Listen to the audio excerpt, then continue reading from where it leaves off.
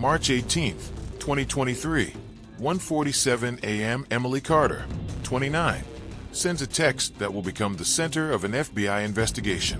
She writes 4 words to her sister as she walks alone through downtown Phoenix. "I'm being followed." Across the street, a city surveillance camera captures Emily entering a parking garage. The footage shows her checking over her shoulder, adjusting her pace, gripping her phone. It also captures something else, something investigators would watch again and again without realizing what they were actually seeing. Minutes later, Emily's phone begins recording in her jacket pocket. Investigators initially believe it's accidental. Background noise, footsteps, a passing car, nothing useful. At least, that's what they say at first. By sunrise, Emily is gone. No struggle on camera, no screams on the audio, no obvious suspect. Police focus on the garage, the timestamp, the last known location. The case appears disturbingly simple, but it wasn't, because hidden inside that recording is a detail no one was listening for. A sound dismissed as meaningless. A moment everyone heard but nobody understood. Until years later, when someone finally asked the wrong question and uncovered what the FBI missed. March 18th, 2023, 1:47 a.m. The text is short. 4 words. "I'm being followed." Emily Carter, 29, sends it to her older sister while walking through downtown Phoenix. It is not dramatic. It is not emotional. It reads like a fact being reported in real time. And within minutes, it will be the last message she ever sends. When investigators later reconstruct that night, they will focus on what happened after the text, the garage, the surveillance footage, the audio recording. But to understand why this case mattered so deeply and why so many people got it wrong, you have to understand who Emily Carter was before that moment. Emily was not reckless. Friends and family repeat that phrase often, almost offensively. She worked as a compliance analyst for a mid-sized financial firm, a job that rewarded routine, caution, and attention to detail. Her co-workers described her as meticulous, sometimes overly so. She color-coded her calendars. She double-checked meeting times. She walked the same routes every day, not out of habit, but because predictability felt safer. She lived alone in a 1-bedroom apartment just north of downtown, close enough to walk to her favorite places, far enough to avoid the nightlife chaos on weekends. She didn't drink much. She didn't stay out late unless there was a reason. And when she did, she always told someone where she was going. That Friday night, there was a reason. Emily had met 2 friends after work at a quiet wine bar near Roosevelt Row. It was a place she knew well. Soft lighting, familiar faces, the kind of spot where the bartender remembered your order. They talked about work frustrations, an upcoming birthday, and Emily's tentative plans to move closer to her sister later that year. Nothing felt unusual. Nothing felt rushed. At 12:58 a.m., Emily paid her tab. Credit card records confirm it. Surveillance inside the bar shows her hugging both friends before leaving alone. She declines a ride, something she often did when the walk was short. Her apartment was less than 10 minutes away. The streets were well lit. She had walked them dozens of times before. She steps outside at 1:02 a.m. What matters here is what didn't happen. Emily did not argue with anyone. She did not leave with a stranger. There was no confrontation, no visible tension. She scrolls on her phone briefly, likely checking directions or messages, then starts walking south. Friends later say Emily had a habit of being alert in public. She didn't wear headphones at night. She kept her phone unlocked. She shared her location with both her sister and a close friend. A safety measure she started years earlier after a college scare. She was not careless. She was cautious to the point of redundancy. That is why the next 45 minutes are so unsettling. At 1:31 a.m., Emily sends a casual text to her sister about the evening. Nothing concerning. At 1:42 a.m., her sister replies with a heart emoji and asks if she got home safely. There is no response. 5 minutes later, at 1:47 a.m., Emily types the message that will define the case. "I'm being followed." There is no punctuation, no elaboration, just 4 words. Investigators will later debate whether Emily was trying not to draw attention, whether she was already afraid, whether she believed help was close. What is certain is that Emily does not call 911. That fact will become central to how the case is judged. Online commentators will question it. Armchair experts will fixate on it. But those closest to Emily offer a simpler explanation. She didn't know yet how serious it was. Or she didn't want to overreact. Or she believed she could handle it by staying in public spaces. Because Emily did exactly that. At 1:49 a.m., a city-owned surveillance camera captures her crossing Monroe Street. The footage is grainy, but clear enough to identify her clothing. A dark jacket, light jeans, white sneakers.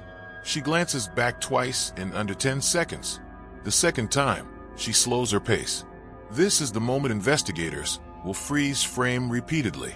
Behind her, at the far edge of the frame, a figure briefly appears. The person never fully enters the shot.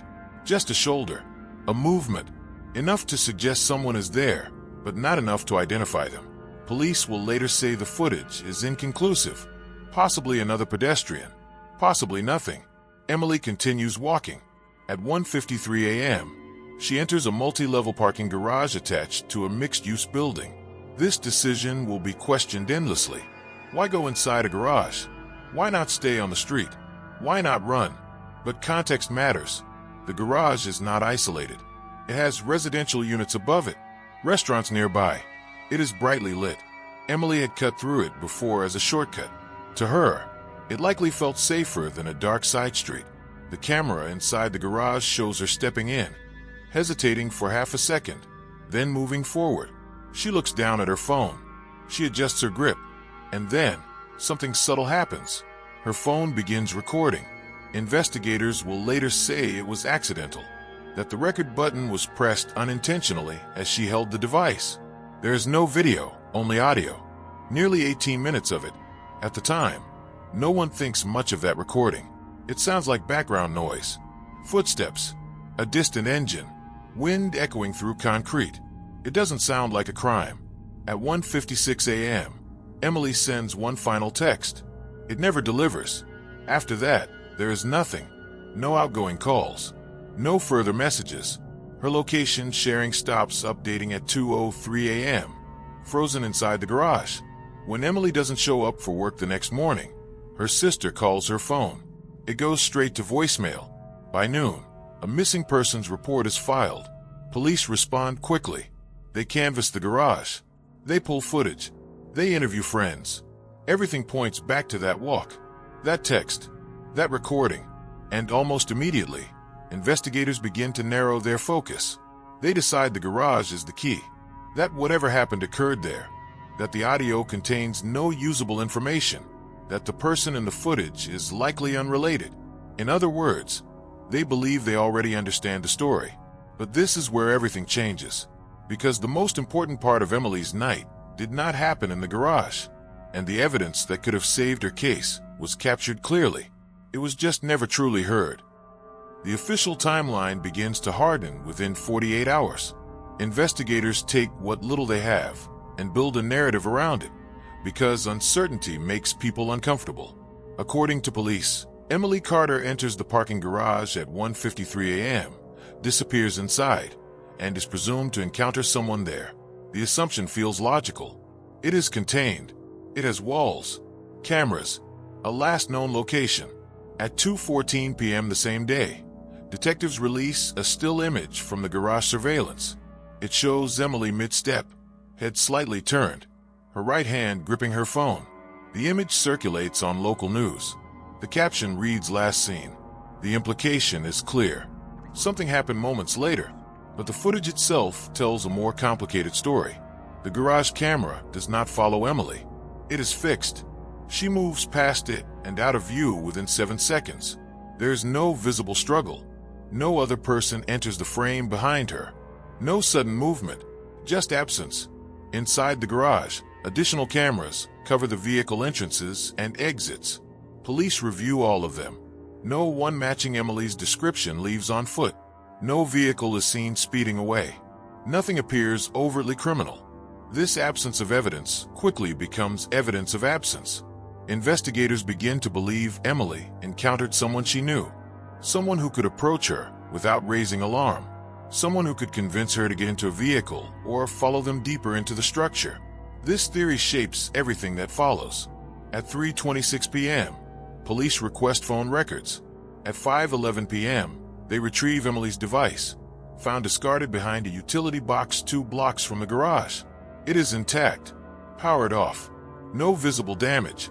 This discovery reinforces the idea that the garage was a transfer point, that Emily was moved elsewhere. The phone contains the 18-minute audio recording. Detectives listened to it that night. The report describes the recording as ambient. Footsteps, distant traffic, no verbal exchange, no cries for help. One investigator notes hearing a metallic sound but dismisses it as environmental. The conclusion is unanimous. The recording offers no actionable information.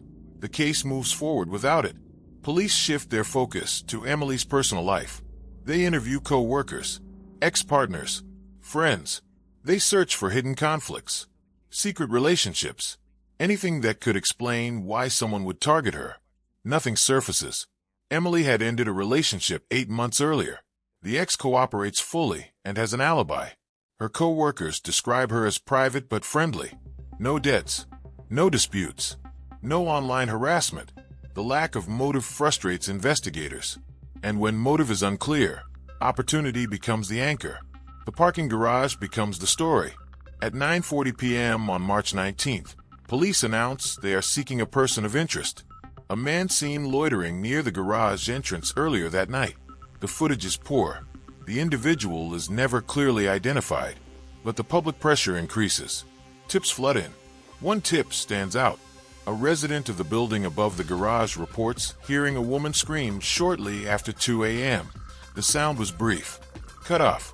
At the time, they assumed it was intoxicated nightlife noise. The report is logged. It aligns neatly with the existing theory.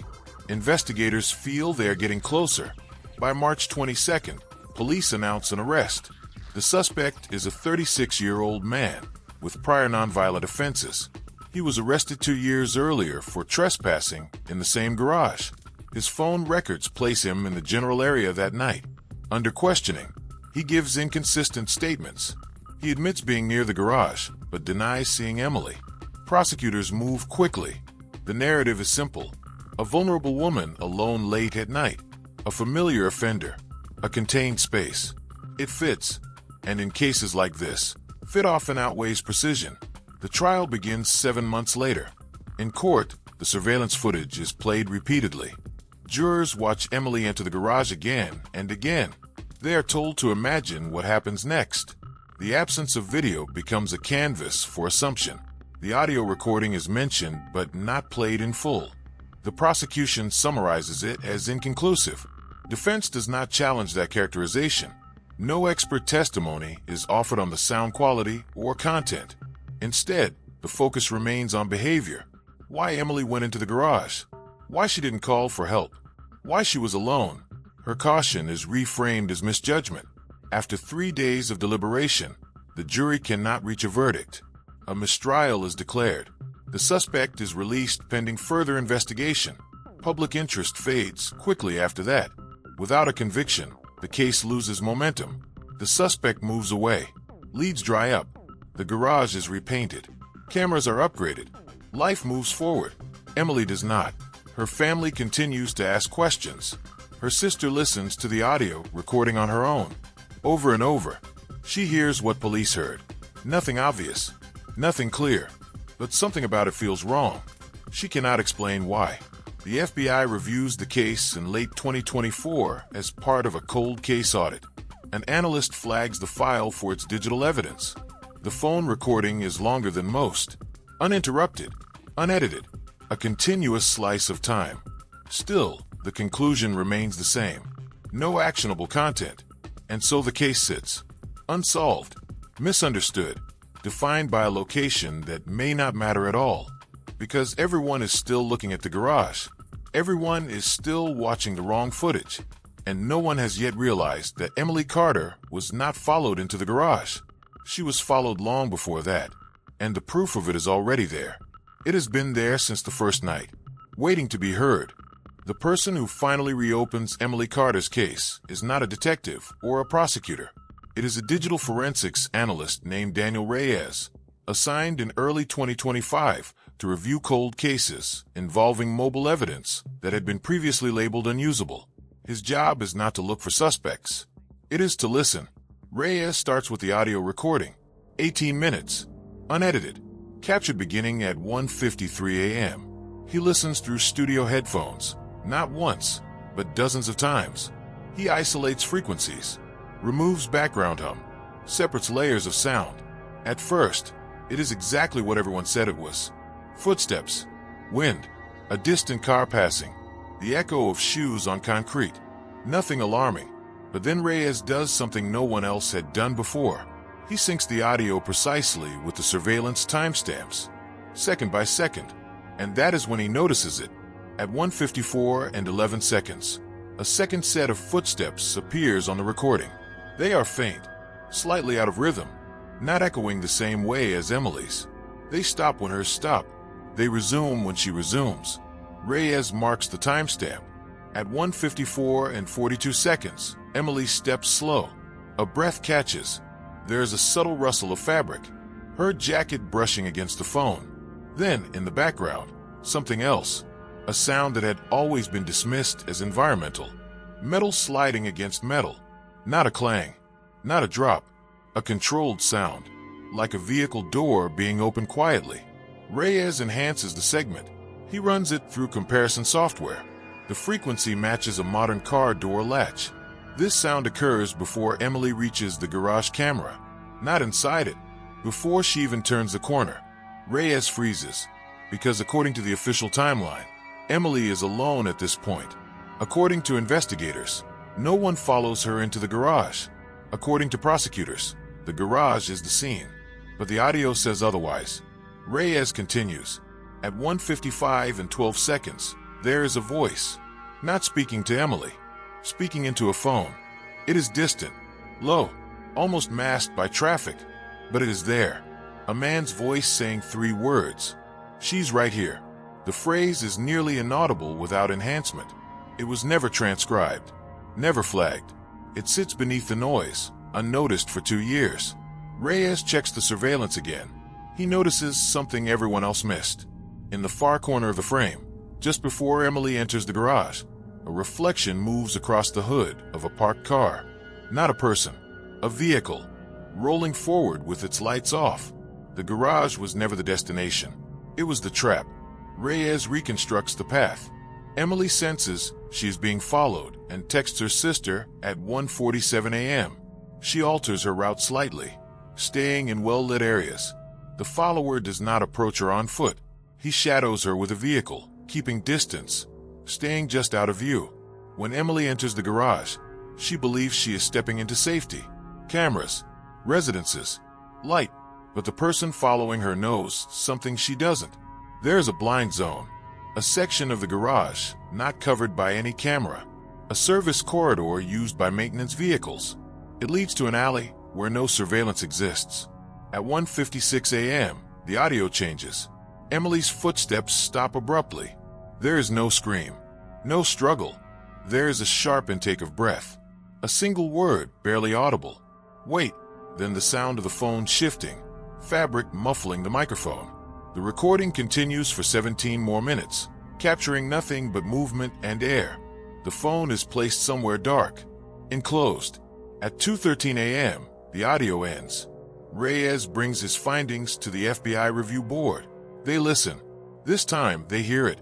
The footsteps that don't match. The voice. The door. The case is reopened. Traffic camera data reveals a dark sedan moving in sync with Emily's route that night. It never parks. It never stops fully. It slows when she slows, turns when she turns. The license plate is partially visible in one frame, enough to narrow it down. The vehicle belongs to a private security contractor who worked nights in the downtown area. A man with access to unmarked vehicles, familiar with camera coverage, familiar with blind spots. He had no prior connection to Emily. That was the point.